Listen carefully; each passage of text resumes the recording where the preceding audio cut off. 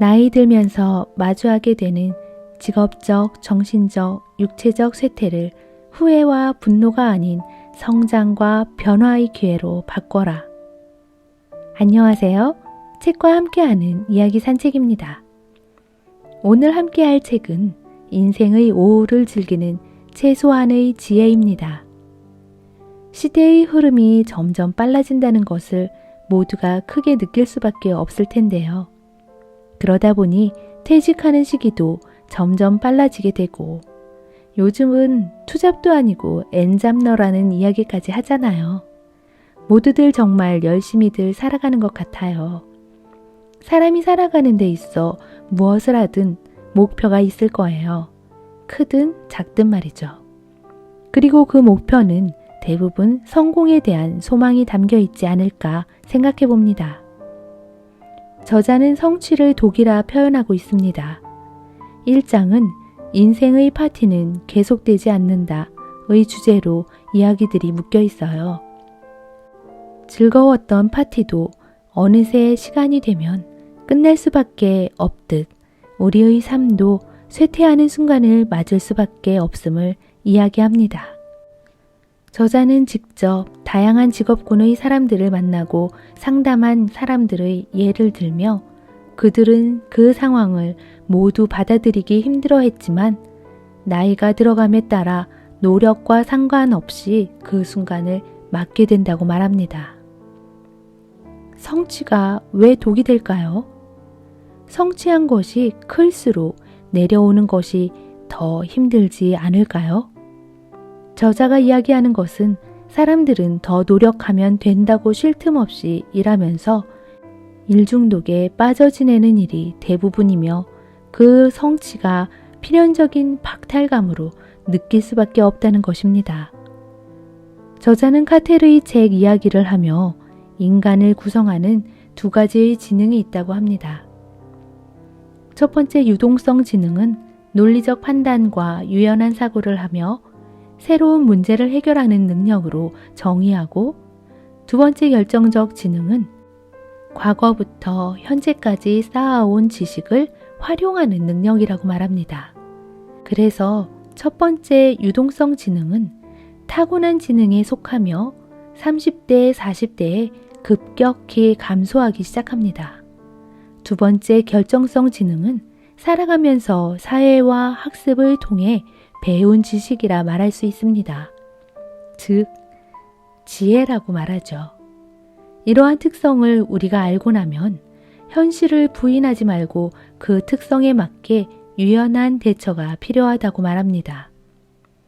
유동성 지능이 쇠퇴하면서 점점 자신의 대처가 오류가 남에도 불구하고 인정하지 않으면서 변화를 받아들이지 못하고 하던 방식을 그대로 고집한다면 일의 효율성은 떨어지면서 뒤로 밀려날 수밖에 없겠죠. 이런 변화에 미리 준비하고 너무 큰 성취에 집착하지 말고 성취의 기준을 행복이 아닌 특별함이나 돈, 권력, 욕구들에 두지 않아야 한다고 강조하고 있습니다. 중년을 위기로 보기보단 인생의 제2막을 여는 전환의 시기로 보기를 권합니다. 철학적인 관점 또는 우리가 살면서 지혜를 따르는 현명한 미래를 만들어갈 수 있는 관점을 키워주는 책인 듯 합니다. 책의 일부를 낭독해 드리겠습니다. 지금부터 책과 함께하는 이야기 산책을 떠나볼까요? 인생의 오후를 즐기는 최소한의 지혜. 지은이 아서 브룩스, 옮기니 강성실, 편행곳 비즈니스 북스. 나이든 후의 노력이 당신을 배신하는 이유. 대부분의 사람에게 쇠퇴는 반갑지 않은 놀라움 그 이상의 것이다. 또 엄청난 미스터리이기도 하다. 우리는 어려서부터 연습이 완벽함을 만든다고 배워오지 않았던가? 완전한 숙달은 1만 시간 혹은 그와 같이 아주 오랜 시간 동안의 연습에서 온다고 말해주는 다양한 연구들이 존재한다. 다시 말해 삶에는 공식이 있다. 어떤 일을 더 많이 하면 그 일을 더 잘하게 된다는 공식 말이다. 하지만 반드시 그렇지는 않다. 초기의 이론에서는 나이를 먹어감에 따라 지능이 감소한다고 보았다. 연구자들은 모든 연령대의 인지 능력을 비교 분석한 결과 나이가 적은 사람들이 나이가 많은 사람들보다 훨씬 더 인지 능력이 뛰어나다는 사실을 여러 차례에 걸쳐 발견했다. 그에 따라 나이가 들수록 지능 지수가 떨어지고 그 결과 능력도 쇠퇴한다는 시각을 가지게 된 것이다. 하지만 이와 같은 분석에는 근본적인 오류가 존재한다. 이 연구에서는 더 교육 수준이 높은 사람들과 교육을 많이 받지 못한 사람들을 비교했다.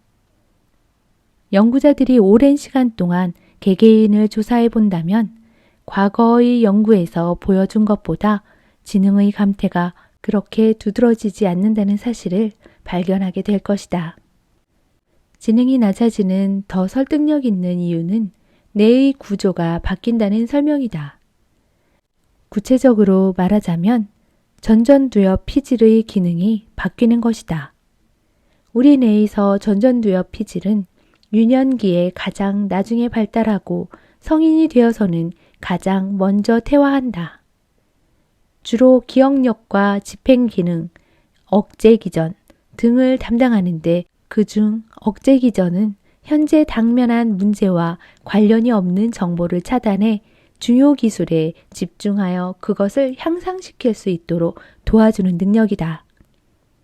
따라서 전전두엽 피질이 크고 강할수록 당신의 전문 분야에서 점점 더 높은 수준의 기량을 발휘할 수 있다. 중년이 되면 전전두엽 피질의 효용성이 떨어지는데 그 때문에 여러 가지 파급 효과가 발생한다. 첫째로 빠른 분석 능력과 창조적 혁신성이 떨어진다. 바로 이것이 쇠퇴가 진행되고 있는지를 판단할 때 근거로 삼을 수 있는 부분이다. 두 번째로는 한때 쉽게 수행했던 이를테면 멀티태스킹과 같은 특정 기능들을 수행하기가 아주 어려워진다. 나이 든 사람들은 젊은이들보다 훨씬 더 쉽게 주의가 산만해진다. 만일 10대 자녀가 있다면 아이들에게 음악을 듣거나 친구들과 문자 메시지를 주고받으면서 공부하면 공부에 집중할 수 없다고 핀잔을 준 적이 있을 것이다. 하지만 실제로 그렇게 할 수 없는 사람은 바로 당신이다. 사실 나이 든 어른들은 정확히 자신이 자녀에게 조언한 대로 휴대폰과 음악을 끄고 사색하거나 일할 수 있는 고요한 곳으로 가는 것이 인지력을 높이는 방법이다. 태보를 보이는 또 다른 기능은 이름과 사실을 기억해내는 능력이다. 50세가 될 때쯤이면 당신의 뇌는 뉴욕 공공도서관만큼이나 방대한 정보로 가득 차 있다. 반면 당신 뇌 속에서 일하는 사선은 제 역할을 하지 못하고 굼뜨고 쉽게 집중력이 흐트러진다. 당신에게 필요한 정보를 사서에게 찾아달라고 요구하면 그는 천천히 일어서서 커피를 마시고 전기 간행물 코너에서 마주친 오랜 친구와 이야기를 나눈 뒤 자신이 무얼 찾고 있었는지 까먹곤 한다. 그럴 때 당신은 수년간 알고 있었던 정보를 잊어버린 자신을 책망한다. 마침내 사서가 돌아와서 그 남자의 이름은 마이크예요 라고 말해주면 마이크는 이미 가버린 뒤고 당신은 다른 일을 하고 있다. 이처럼 쇠퇴는 당혹감을 주지만 어떤 이들은 그것을 꽤 지혜롭게 받아들인다. 노벨상을 수상한 물리학자 폴 디렉의 경우를 살펴보자. 그는 나이 30에 퇴물이 된 물리학자들에 대한 서글픈 시를 썼다. 실제로 그에게는 20대와 30대 초반이 가장 중요한 성과를 내고 가장 생산성이 높았던 시기였다. 30대 중반 이후 그는 여전히 연구활동을 하는 학자였고 몇 가지 주요 성과물도 냈지만 이전 성과에는 미치지 못했다. 그래도 그는 나름대로 최선을 다했다. 디렉은 70세의 나이에 천재가 만년을 보내는 일터로만 비쳤던 따분한 캠브리지 대학을 떠나 플로리다 주립대학의 교수직을 수락했다. 그는 플로리다의 따뜻한 햇살 속에서 수영을 하며 말년을 보냈다. 대학 동료들과 점심을 먹고 낮잠을 자기도 했다. 주목할 만한 결과는 없어도 계속해서 논문을 발표했다. 그의 마지막 논문은 그가 답을 찾을 수 없었던 질문에 대한 연구였다. 논문은 다음과 같이 솔직한 문장으로 끝을 맺는다. 나는 오랜 세월 그에 대한 답을 찾았지만 아직도 찾지 못했다. 나는 내가 할 수 있는 한 그 연구를 계속할 것이고 바라건대 다른 이들 또한 내 뒤를 따라 그렇게 해주기를 바란다. 안타깝게도 디렉이 보여준 침착함은 일반적이라고 할 순 없다. 쇠퇴를 인정하고 새로운 곳으로 나아가라. 우력과 친구에게 결론적으로 이 말을 전하고 싶다. 당신은 아주 열심히 노력해서 어떤 기술을 습득했을 것이고 그 결과 당신의 분야에서 성공하게 되었다. 하지만 타인의 부러움을 사고 있는 당신의 기술은 곧 눈에 띄게 쇠퇴하게 된다. 일찍 찾아오면 30대, 늦게 찾아온다 해도 50대 초반에는 말이다. 미안하지만 이는 유쾌하지 않은 현실이다. 그렇다면 당신은 앞으로 어떻게 해야 할까? 오직 세 개의 길이 존재할 뿐이다. 1. 쇠퇴기가 찾아온다는 사실을 부정하고 좌절과 실망을 안겨주는 쇠퇴에 분노한다. 2. 쇠퇴를 수긍하고 받아들이며 피할 수 없는 비극으로서 나이듦을 경험한다. 3. 당신을 여기까지 성장시킨 기술이 미래까지 보장해주지 않는다는 사실을 인정하고 새로운 기술과 능력을 개발할 필요가 있다는 사실을 받아들인다. 3번 선택지를 골랐다면 축하한다. 이제 당신에게는 밝은 미래가 열릴 것이다. 하지만 그렇게 되기 위해서는 여러 가지 새로운 기술의 습득과 새로운 사고방식이 필요하다. 인간을 구성하는 두 가지 지능. 1971년 카텔은 능력, 그 구조와 성장, 그리고 작동이라는 제목의 책을 출간했다. 나는 그 책에서 인간에게서는 두 종류의 지능이 있으며 인생의 시기별로 더 활발히 작동하는 지능이 있다고 상정했다. 첫 번째 지능은 유동성 지능으로 카텔은 이것을 논리적 판단과 유연한 사고를 하며 새로운 문제를 해결하는 능력으로 정의했다. 우리가 흔히 말하는 타고난 지능이 여기에 속한다. 연구자들은 이것이 읽기와 수학적 능력 둘 다와 관련이 깊다는 사실을 발견해냈다. 일반적으로 혁신가들은 유동성 지능이 아주 높다. 지능 지수 측정을 전문적으로 했던 카텔은 이들의 유동성 지능이 성인이 된 초반에 상대적으로 가장 높게 나오고 30에서 40대에 급격히 감소하기 시작한다는 사실을 알아냈다. 카텔은 이 발견을 근거로 어린 사람들은 자연스럽게 새로운 아이디어를 내기 쉬운 혁신가가 될 수밖에 없다고 믿었다. 만약 그가 지금 생존해 있었다면 내가 지금까지 쓴 글을 읽어보고는 내가 말하고 있는 직업적 쇠퇴가 열심히 일하는 모든 성공적인 사람들이 자신의 커리어를 시작할 때 의존하게 되는 유동성 지능에서 비롯되는 현상이라고 말했을 것이다. 하지만 유동성 지능만이 유일한 지능은 아니다. 바로 이 대목에서 카텔의 연구가 중요한 의미를 지니는데 결정성 지능이라는 개념이다. 결정성 지능은 과거부터 현재까지 쌓아온 지식을 활용하는 능력이다. 앞서 든 거대 도서관의 비유를 다시 한번 생각해보자.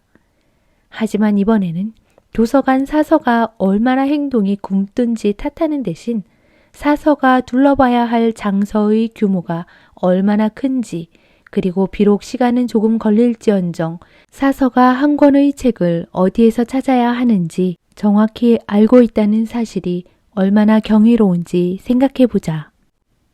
과거에서부터 쌓아온 지식에 의존하는 결정성 지능은 40대, 50대, 60대로 점점 나이가 들어감에 따라 높아지고 꽤 늦은 나이까지 퇴화하지 않는 경향성을 보인다. 카텔은 두 가지 지능에 대해 다음과 같이 설명한다. 유동성 지능은 추상적인 문제를 해결하는 탈맥락화된 능력의 개념이다. 반면 결정성 지능은 살아가면서 사회화와 학습을 통해 배운 지식이 그 중심을 이루고 있다. 이 말을 해석해 보면 이렇다. 당신은 어린 시절 선천적인 지능을 가지고 있지만 나이가 들어감에 따라 지혜가 생겨난다. 어릴 때는 다양한 아이디어를 양산해낼 수 있는 반면 나이가 들면 그 아이디어들이 무엇을 의미하고 그것들을 어떻게 활용해야 하는지를 알게 된다. 유동성 지능이 관할하는 영역에서 쇠퇴가 찾아오면 당신은 그것을 분명히 알아챌 것이다. 하지만 세월이 흐를수록 혁신을 추구하기보다는 후배들을 지도하는 쪽으로 직업의 방향을 재설정한다면 나이가 들었을 때 자신의 강점을 살려서 일할 수 있다. 어떤 직업들은 다른 직업들보다 그렇게 하기가 더 쉽다. 예컨대 역사학자는 아주 방대한 양의 지식과 그것을 종합하기 위한 지혜가 필요한 직업이다. 따라서 거의 전적으로 결정성 지능만을 활용하는 분야라고 할 수 있다. 그러나 결정성 지능을 활용하는 직업들 중 역사학자보다 우리 주변에서 더 흔히 볼 수 있는 직업도 있다. 그 대표적인 직업이 교사다. 이 직업 역시 구술 능력과 많은 양의 축적된 정보를 설명하는 능력이 필요한 일이다. 따라서 이 분야에서 젊은 사람보다 나이 든 사람을 선호하는 것은 당연하다. 고등교육 영감에서 최근에 진행한 조사에 따르면 가장 나이가 많은 대학 교수들이 학과 내에서 교수 평가 점수가 가장 높은 것으로 나타났다. 특히 인문학 분야에서 이 현상은 더욱 두드러졌다. 인문학 분야에서는 교수들이 임용된 지 얼마 안 된 젊은 시절에 가장 낮은 점수를 받았고 60대와 70대로 갈수록 점수가 높아졌다. 이처럼 대학 교수들이 인생 후반기에 성공을 거둘 수 있다는 현실이 아마도 그들의 직업 수명이 긴 이유일 것이다. 미국의 평균 퇴직 연령은 62세인데 반해 교수들 중 4분의 3이 65세 이후에 퇴직할 계획을 가지고 있다고 한다. 내가 조교수로 일하게 된 첫 해에 하루는 60대 후반의 교수와 대화를 나누게 되었다. 나는 그에게 퇴직을 생각하고 있는지 물었다. 그러자 그는 웃으며 자신은 정년 퇴직보다는 교수로서 할 수 있는 다른 역할을 찾아보고 있다고 말했다. 인생의 오후를 즐기는 최소한의 지혜는 변화에 대한 스스로의 인식이 있어야만 가능할 것 같습니다. 나의 변화에 따라 지혜롭게 대처할 수 있어야겠죠? 저자는 우리에게 이런 질문을 던집니다. 당신은 인생의 다음 단계에서 어떤 활동을 계속 지속할 것인가? 어떤 활동을 발전시키고 다르게 시도해 볼 것인가? 어떤 활동을 중단할 것인가? 어떤 활동을 새롭게 배울 것인가? 또 저자는 행복의 본질을 이야기합니다. 위 질문에 대답하기 앞서 진정한 행복을 고민해보고 작은 행복에 감사할 수 있다면 쇠퇴기의 좌절은 전환기의 설렘으로 바뀌지 않을까 생각해 봅니다. 최소한의 지혜로 인생의 오후를 즐기려면 나의 변화와 내 주변 환경의 변화를 인식하면서 항상 스스로에게 질문을 던져보는 것, 그리고 내 주변의 작은 행복에 감사하고 지나친 일에 대한 성취욕을 내려놓아야 할 것 같네요. 여러분 모두 인생의 오후를 즐길 수 있기를 바라며 지금까지 이야기 산책과 함께 해주셔서 감사합니다. 구독과 좋아요, 알람 설정은 영상 제작에 큰 힘이 됩니다.